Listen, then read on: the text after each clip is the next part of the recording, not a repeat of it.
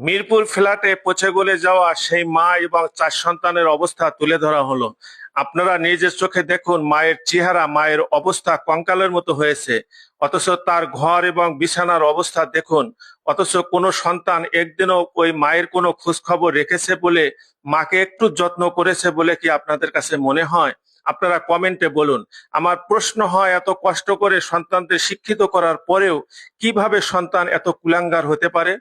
অথচ ফ্ল্যাটের পাশেই তার একটি মেয়েও রয়েছে। অথচ 4টি সন্তান তার থাকার পরেও প্রতিটি সন্তানই অর্থনৈতিকভাবে প্রতিষ্ঠিত। কিভাবে পেরেছে ঈদ উদযাপন করতে?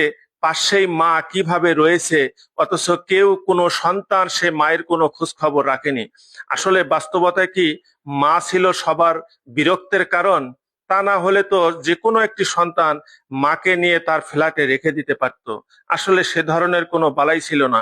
এর চেয়ে নির্মম আর কি হতে পারে বলুন? সন্তানদের জন্য মা কত না কষ্ট করে। সে জনম দুঃখিনী মা, তার সাথে সন্তানদের এমন আচরণ!